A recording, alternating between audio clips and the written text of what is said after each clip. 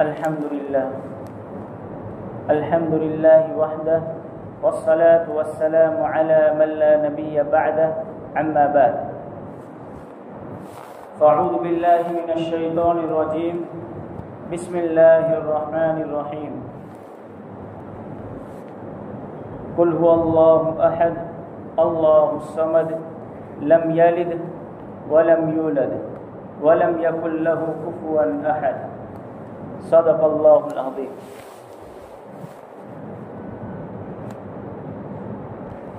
میرے بھائیو اور دوستو، اللہ تبارک و تعالی نے انسان کو 3 زندگیاں دی۔ سب سے پہلے اللہ تبارک و تعالی نے عالم ارواح میں پیدا فرمایا۔ حدیث شریف میں آتا ہے کہ اللہ تبارک و تعالی نے جب حضرت آدم علیہ السلام کو پیدا فرمایا تو ان کی داہنی پشت پر اپنا ہاتھ پھیرا، جس سے سفید طرح کے انسان پیدا ہوئے۔ پھر اللہ تعالیٰ نے حضرت آدم علیہ السلام کی بائیں پشت پر ہاتھ پھیرا، جس سے بائیں انسان پیدا ہوئے، جس سے سیاہ کالے انسان پیدا ہوئے۔ پھر اللہ تبارک و تعالی تمام لوگوں کے سامنے مخاطب ہوا اور کہا، اے لوگو، الست بربکم، کیا میں تمہارا رب نہیں ہوں؟ کیا میں تمہارا خالق و مالک نہیں ہوں؟ کیا میں نے آپ کو پیدا نہیں کیا؟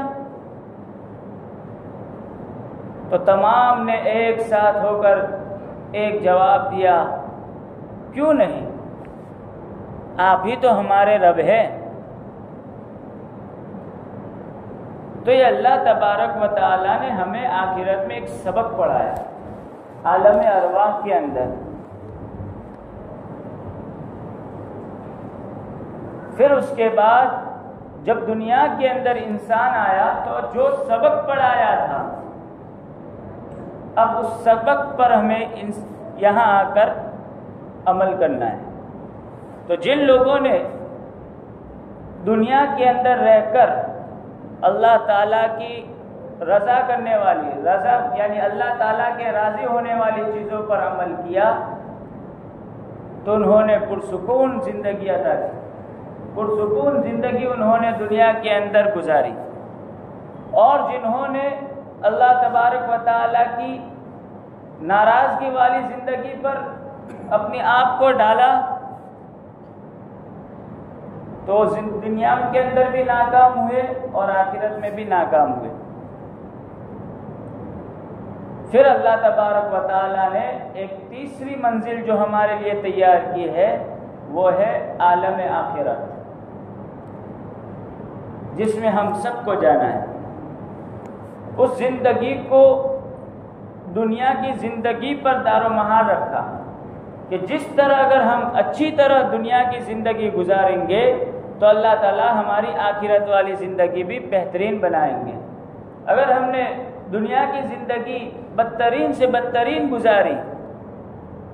اپنے آپ کے وقت کو ضائع کیا، دین کے کاموں کو بے محال کیا،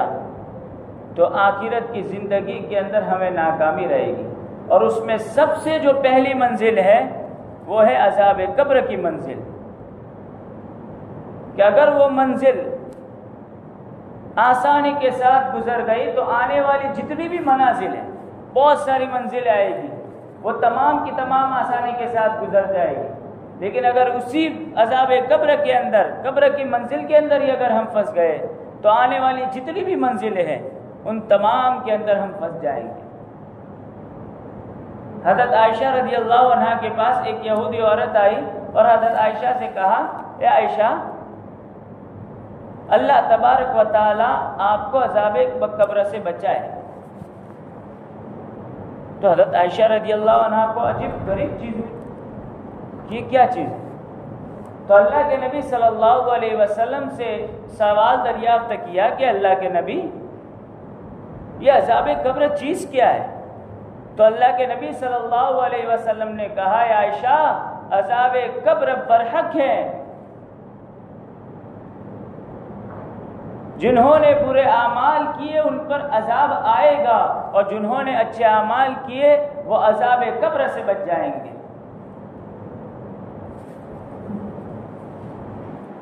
حضرت برا بن عازب رضی اللہ عنہ فرماتے ہیں کہ ایک مرتبہ اللہ کے نبی صلی اللہ علیہ وسلم کسی میت کے پیچھے جا رہے تھے۔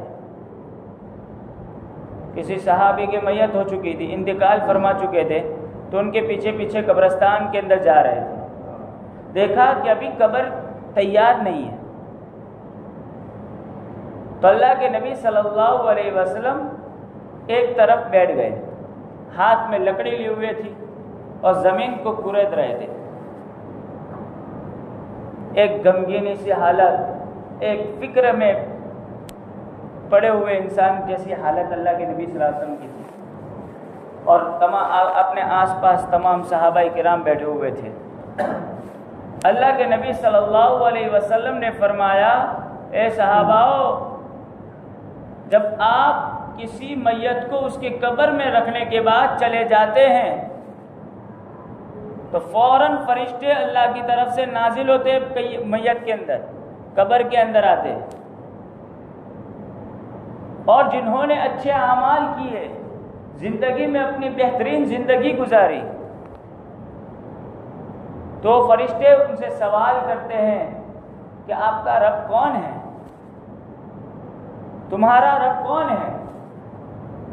اگر اس نے اچھی زندگی گزاری ہوگی اور اللہ تعالیٰ کو مانا ہوگا پوری اپنی زندگی میں، تو وہ کہے گا کہ میرا رب اللہ ہے۔ پھر پوچھا جائے گا کہ آپ کا مذہب کیا ہے؟ اگر وہ اسلام مذہب کے اندر رہا ہوگا اور اپنی ایمانی قوت کے ساتھ رہا ہوگا تو وہ جواب دے گا کہ میرا مذہب اسلام ہے۔ پھر اس سے تیسرا سوال کیا جائے گا کہ جو شخص ہے، ایک حدیث میں آتا ہے کہ باقاعدہ اللہ کے نبی صلی اللہ علیہ وسلم کی صورت دکھائی جائے گی کہ اللہ کے نبی صلی اللہ علیہ وسلم کا انکار نہ کر دے، اور ایک میں ہے کہ اللہ کے نبی کے ڈائریکٹ پوچھا جائے گا کہ آپ کا نبی کون ہے؟ تو امتی کہے گا، جو میت ہے وہ کہے گی کہ میرا نبی اللہ کے حضرت محمد مصطفیٰ صلی اللہ علیہ وسلم ہے۔ تو اوپر سے آواز آئے گی اے فرشتوں، ان کے لیے جنت کا فرش بچھا دو، ان کے لیے جنت کی کھڑکیاں کھول دو اور ان کو آرام کے ساتھ سونے دو۔ لیکن جس نے اپنی زندگی بدحال میں گزاری ہوگی اور جس نے زندگی میں کبھی بھی اچھے اعمال نہیں کیے ہوں گے، اس کے ساتھ اللہ کے نبی صلی اللہ علیہ وسلم فرماتے کہ فرشتے اس کے پاس بھی آئیں گے اور سوال کریں گے کہ بتا تیرا رب کون ہے؟ تو افسوس کے ساتھ کہے گا ہائے ہائے مجھے معلوم نہیں۔ پھر اس سے پوچھا جائے گا کہ تیرا مذہب کیا ہے؟ تو کہے گا افسوس کے ساتھ کہ مجھے پتہ نہیں۔ پھر اس سے آخری سوال پوچھا جائے گا کہ تیرا نبی کون ہے؟ تو افسوس کے ساتھ اس کا بھی انکار کر دے گا۔ فرشتوں سے کہا جائے گا کہ فرشتوں، جہنم کا فرش اس کے لیے بچھا دو اور اس کے لیے جہنم کی کھڑکیاں کھول دو اور اتنی پست کر دو اس کی قبر کہ ایک پسلی دوسری پسلی کے اندر گھس جائے، اور اندھا اور بہرا فرشتہ جس کے ہاتھ میں ہتھوڑا ہوگا اس قبر پر مسلط کر دیا جائے گا اور اس کو مارتا رہے گا۔ اس لیے ہمیں اپنی جو سب سے پہلی منزل ہے قبر کی منزل، اس کو بار بار سوچنا ہے اور اس منزل کے لیے اللہ تبارک و تعالیٰ سے گڑ گڑا کر دعائیں کرتے رہنا ہے کہ اللہ ہماری جو سب سے پہلی منزل ہے عذاب قبر کی جو سب سے پہلی منزل ہے اس سے ہمیں محفوظ رکھنا ہے۔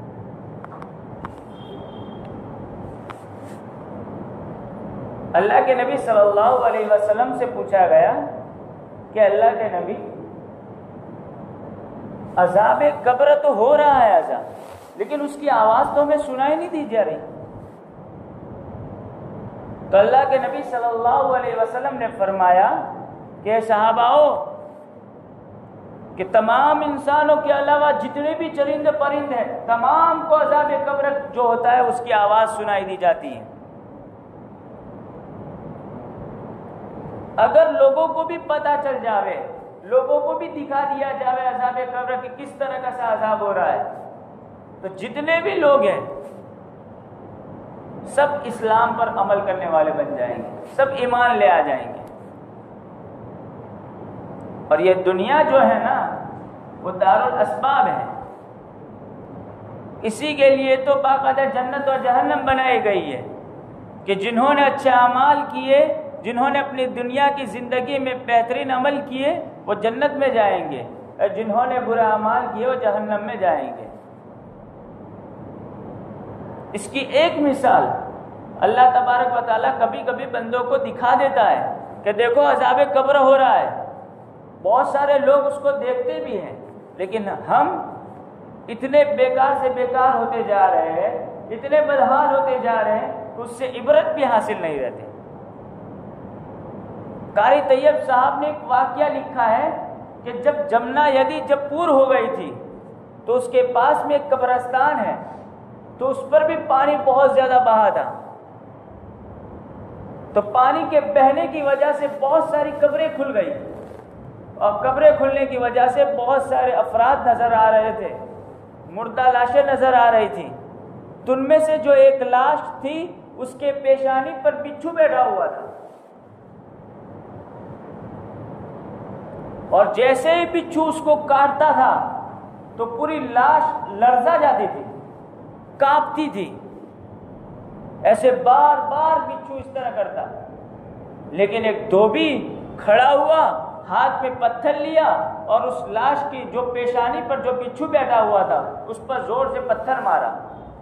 تو سیدھا بچھو اس دھوبی کے پیشانی پر آ کر بیٹھ گیا، اور اتنا زبردست ایک ڈگ مارا تو دھوبی اتنا زبردست چلایا، آہو بھکا کرنے لگا اور کہنے لگا کہ آج تک میں نے کبھی ایسی تکلیف نہیں دیکھی کہ مجھے کانٹے چبھ رہے، ایسا مجھے محسوس ہو رہا ہے۔ ایک چھوٹے سے بچھو کے کاٹنے سے اتنا زبردست درد ہو رہا ہے اس کو۔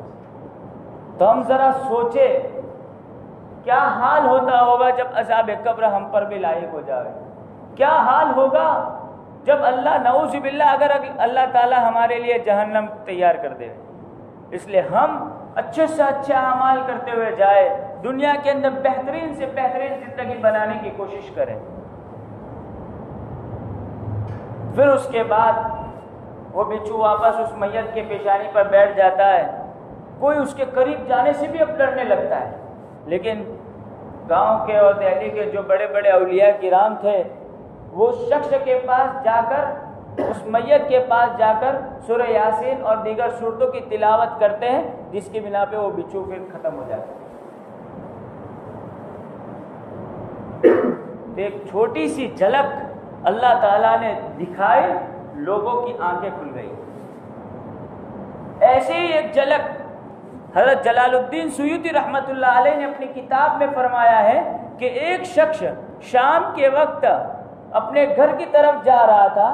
اچانک سے راستے میں مغرب کا وقت ہو جا رہا ہے، دیکھا کہ راستے میں قبرستان نظر آ رہا ہے، قبرستان کے پاس میں مسجد بنی ہوئی ہے، مسجد کے صحن میں نماز پڑھ رہا ہے، اچانک سے آواز آتی ہے، سلام کرنے کے بعد ادھر ادھر دیکھتا ہے تو کوئی نظر نہیں آ رہا ہے، پھر واپس نماز کے لیے مشغول ہو جاتا ہے، واپس آواز آتی ہے تو سمجھتا ہے کوئی بھرم ہوگا۔ پھر ایسے ہی دوسرے دن اس کے ساتھ واقعہ پیش آیا کہ دوسرے دن بھی اس کو لیٹ ہو گیا، تو واپس وہ صحن کے اندر مغرب کی نماز پڑھنے کے لیے کھڑا ہوا، تو واپس اس کے پاس آواز آئی، تو اب اس کو تھوڑا سا احساس ہوا کہ کچھ تو ہو رہا ہے، تو کھڑا ہوا اور ادھر ادھر قبرستان کے پاس گیا،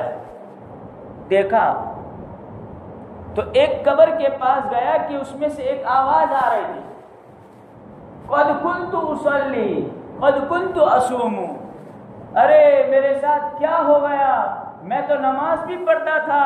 روزے بھی رکھتا تھا، سب کچھ کرتا تھا، اللہ کی عبادت ہی کرتا تھا، رمضان کو بھی بہترین انداز میں گزارتا تھا، حج بھی کیا تھا، ہائے لیکن میرے برے اعمال نے مجھے برباد کر ڈالا، میرے برے اعمال نے مجھے آج خاک میں کر ڈالا، میری تمام عبادتیں ختم کر ڈالی۔ اس طرح کی سی آوازیں اس کے کان میں پڑتی ہیں، وہ خوف ڈر جاتا ہے،